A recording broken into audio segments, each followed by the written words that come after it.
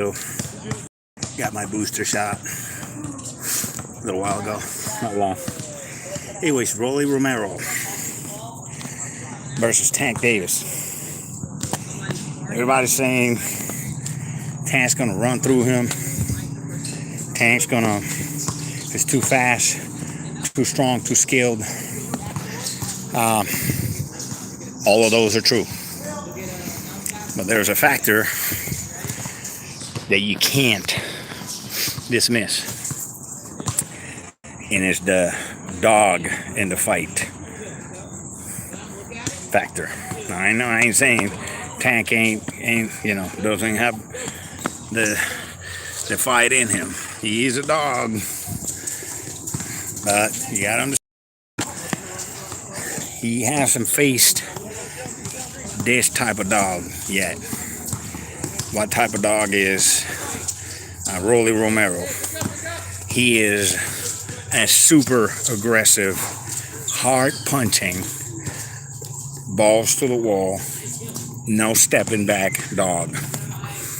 And that type of dog you have to respect. Not fear, you have to respect it. Now, how is Rollie Romero going to handle Tank Davis's speed, combination, power, and accuracy? The way to handle that is to attack. Now, if we learned anything from the fight against the last guy he fought that he got the 140 title from, this was a true champion at 140. Tall, strong, long, with power, combination, knowledge, good boxer, solid counterpunching, and a heart. Granted, it's not Rollie Romero heart, but big heart. So what we saw was that when the guy that Tank fought and got the title from, when he pushed the accelerator and stayed aggressive on Tank was getting beat. All right, it wasn't until Tank launched his attack, and the first knockdown was a bait with his jab. He baited, then came over the top with a right hook. That's what got him, and he launched. All right, and he wasn't coming forward towards him. That's what made the difference in the fight.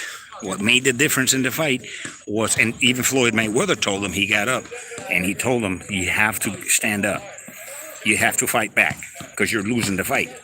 Why was he losing the fight? Tank. Because the Mexican guy was attacking him. Okay? He just kept jabbing and attacking. Now, fast forward to now, he's going to face Rollie Romero. And I don't know if you've seen Rollie Romero fight. That's the only speed he's got. He's got forward, all in, all out attack. And he attacks with power. He has power. Wherever Rollie Romero hits you, it hurts. Okay? And I don't think Tank has faced anybody like that. As far as skills and speed, Rollie Romero is not up to par. It's not even close to speed and power as far as accuracy and skills, boxing skills. It's not even close to Tank Davis.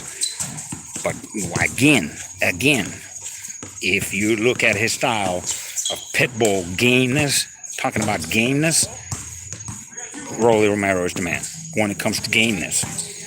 When it comes to all-out war, if he gets in a war with Tank, if he gets in a war, a brawl with Rollie Romero, he might get caught by Rollie. If Rollie Romero catches him, we're going to find out how good Tank Davis's chin is. We're going to find out. Okay? Because this guy is real. This guy can punch. I mean, I don't know if you saw the sparring video of him and Ryan Garcia. He put hands on Ryan Garcia. Like, I saw that, it's like, oh my God. And Ryan Garcia is not a chump. Ryan Garcia is fast, he can combo. He's got high boxing IQ, he's got a heart, and he's super fast. And Rollie Romero rolled over him. I mean, really mauled him. You know, it was scary. You know, it's like, wow, man, he had no answer. Rollie Romero he really mauled him in that sparring video. Why? Because he jumped him, locked his jaws on him, and did not stop shaking his head. Okay? That's what Rollie Romero does. Now, where does Rollie Romero come from? Rollie Romero, his forte was judo. And I don't know if you've ever seen a judo fight in competition level. These guys, this is, you have to be, the shape that you have to be in, and the doggedness you have to be in these monsters in judo. You see their bodies, their bodies are built like, truly like superheroes. You know, they're just more, you know, there's no fat. It's all super developed muscle. Their necks are, and they can take a punch. That's where Rollie Romero comes from that constant having to use force in your neck and you know, grab, and that is where he comes from. That's why he can walk through punches like he does. Now, can he walk through punches from Tank Davis? That's a big question, because Tank Davis is brutal, you know. So I don't think this is going to be an easy test for any of them. Well, these people are saying, oh, Tank's going to knock him out, and it's not going to be like that.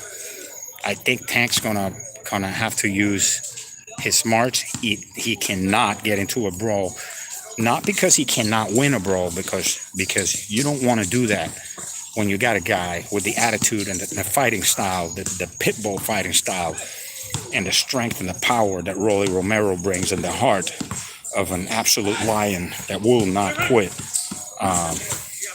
You got to have strategy.